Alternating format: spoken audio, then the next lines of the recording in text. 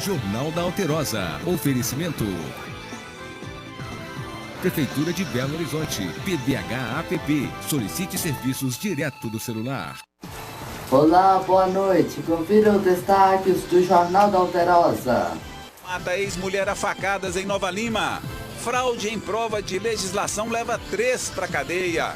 Vai viajar? Olho nas dicas na hora de pegar...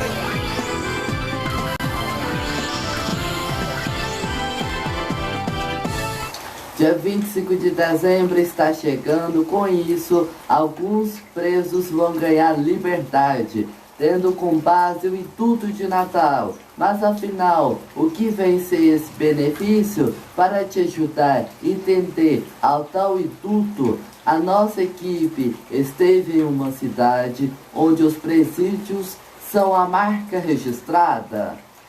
Neves cresceu em torno dos presídios. São 6. Entre eles, o quase centenário José Maria Alquimim e o Dutra Ladeira. Só aqui em Ribeirão das Neves são 10.500 detentos, aproximadamente 4.500 no regime semiaberto.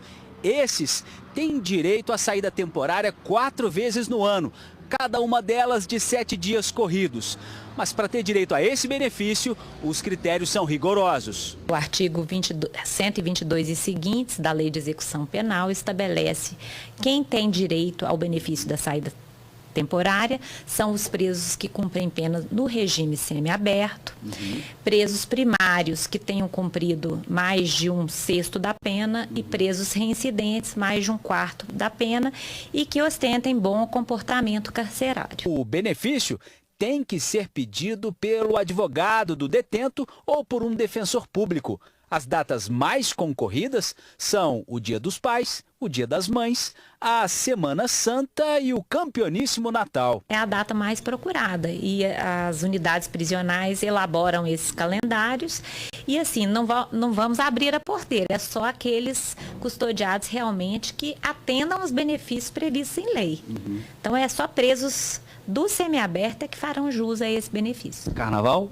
Carnaval nós não concedemos. Pelo menos aqui o juiz da comarca de Ribeirão das Neves edita uma portaria que impede que presos saiam de saída temporária no período dos feriados de carnaval, nem mesmo possam trabalhar durante esse período, porque é constatado, né, a PM constata que o índice de criminalidade aumenta nesse período. Estima-se que 10% dos presos que saem não voltam, mas os números não são comprovados. Não há estatísticas confiáveis a respeito dos índices de reincidência.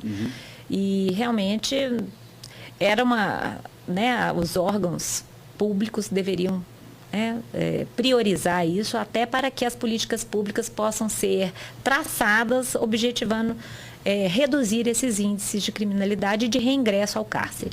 O homem que esfaqueou e matou a ex-mulher Nova Lima, região metropolitana de Belo Horizonte.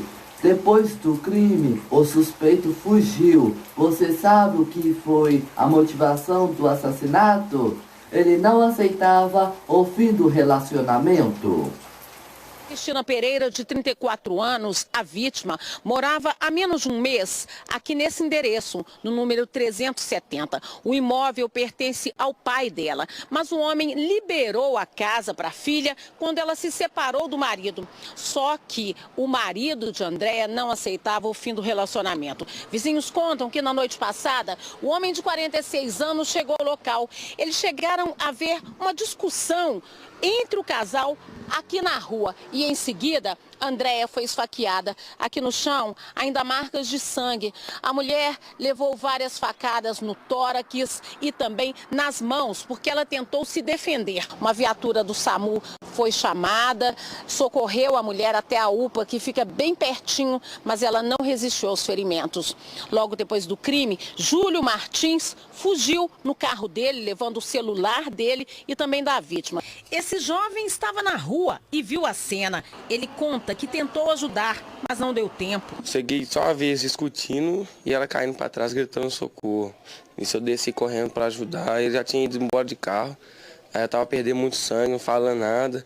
Só pedi os meninos para chamar a viatura, veio e atendeu ela e chegou o SAMU na mesmo horário. Andréa Cristina Oliveira, de 34 anos, deixou 3 filhos. Júlio Martins Silva está desaparecido. Na ponte onde o carro dele foi deixado, não foram encontrados vestígios do suspeito. Segundo a PM, o autor do feminicídio já tinha passagens por agressão contra outra mulher. Uma ocorrência de 2006 por ameaça e outra de 2007 também contra essa mesma ex-mulher, mas contra essa vítima atual ele não tinha nenhum registro.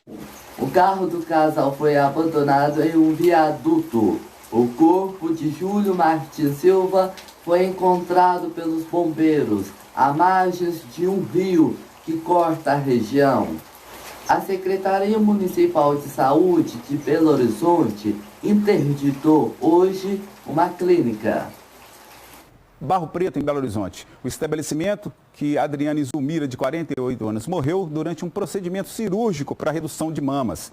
O local está impedido de funcionar até que sejam cumpridas exigências relacionadas à infraestrutura, além de pendências documentais e insumos. A morte da mulher ainda está sendo investigada pela polícia. 3 suspeitos de fraudar uma prova de legislação de trânsito foram presos em Divinópolis, no centro-oeste de Minas Gerais. Instrutores de autoescola ajudaram o candidato que não conseguiu passar no exame em Belo Horizonte. Ele tentou tirar, então, a carteira de motorista.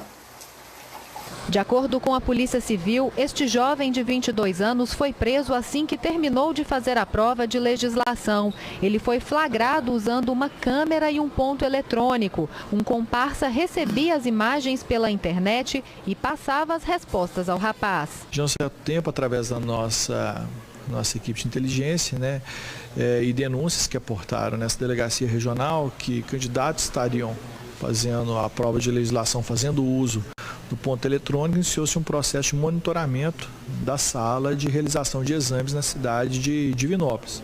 E sendo confirmada essa situação, o candidato foi preso em flagrante pela prática de estelionato. Segundo a Polícia Civil, o candidato transferiu a pauta de Belo Horizonte para Divinópolis, usando um endereço falso aqui na cidade. Ainda de acordo com a Polícia Civil, 2 instrutores de autoescolas de 40 e 49 anos também foram presos. Um por oferecer este serviço para o candidato, o outro por passar as respostas durante a prova. Ele confirmou, quando ouvido aqui na delegacia, que pagou R$3.000 para ser aprovado no exame de legislação, porque ele já teria feito outros exames e não conseguiu a aprovação. A Polícia Federal realizou a 2ª fase da operação de combate a comércio de esteroides, anabolizantes e suplementos falsificados.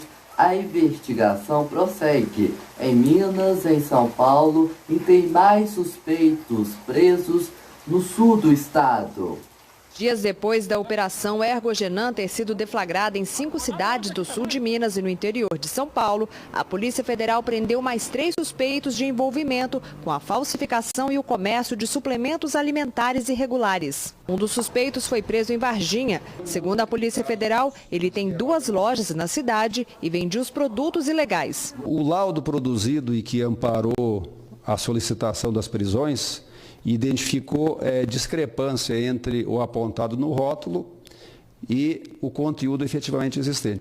O fechamento ou interdição da loja é uma questão administrativa. Cabe à Prefeitura Municipal e aos órgãos de vigilância municipais. Outros 2 suspeitos foram presos em Alfenas e, de acordo com a PF, eles tinham ligação com o depósito onde o material para falsificação dos produtos era armazenado. De acordo com a Polícia Federal, o valor estimado de toda a mercadoria apreendida nos 2 dias de operação está avaliado em mais de R$50 mil. Os suspeitos foram encaminhados para o presídio de Alfenas. Estima-se que esse grupo estava operando com esses suplementos ilegais há mais de 4 anos, que as lojas estão em funcionamento há 5 anos em média. Todas as lojas da região, são 8 lojas na região. Se você vai pegar a estrada hoje, tem dicas importantes para você. A fiscalização vai marcar presença nesta terça-feira, Os radares estão de volta e atenção redobrado em caso de chuva. Aqui em Belo Horizonte, a sede da TV Alterosa está chovendo muito. Talvez você vai escutar, entendeu? Uma chuva, porque aqui no estúdio não molha, mas está chovendo muito fora do estúdio. A maioria das vezes o volume de acidente maior acontece com pista molhada. Então as pessoas têm que ter calma, prudência, manter distância de segurança dos veículos que estão à sua frente, sempre lembrar dos faróis acesos durante o dia. É uma regra muito importante hoje para que o veículo tenha a sua visibilidade aumentada e por esse motivo os acidentes possam ser evitados. Em agosto deste ano, o presidente Jair Bolsonaro determinou a suspensão do uso de radares móveis, estáticos e portáteis. Mas nesta semana, um juiz federal determinou que a PRF retome o uso desses equipamentos de fiscalização. As viaturas estarão distribuídas ao longo da nossa rodovia, tanto BR-040 quanto 267, sempre privilegiando aqueles locais onde as infrações que ocorrem são mais perigosas e podem causar acidentes mais graves. 267 nos preocupa muito a questão da ultrapassagem, em função das colisões frontais que normalmente produzem vítimas de grande proporção.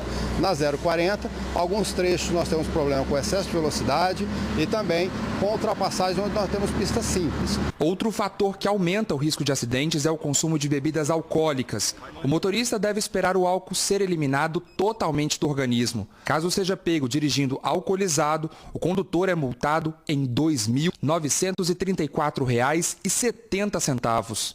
As pessoas acham que consomem bebida alcoólica durante uma festa, durante a noite inteira, e no dia seguinte, por volta de 3, 4 horas de sono, estarão restabelecidos. Nem sempre é verdade. Pode ser que essa pessoa seja flagrada, mesmo tendo descansado, com algum sintoma de bebida alcoólica e por isso venha a ser penalizada. A seguir, a previsão do tempo para todo o estado. Se você encontra cabelos pela casa, você precisa de... A previsão do tempo para todo o estado.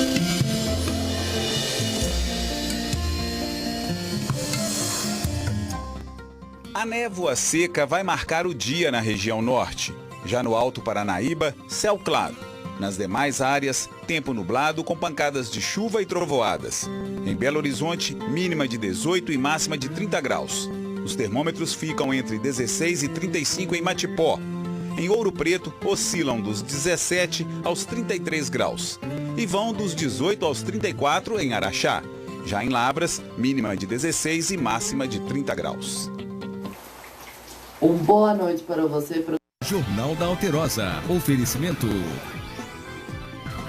Prefeitura de Belo Horizonte. PDH-APP. Solicite serviços direto do celular.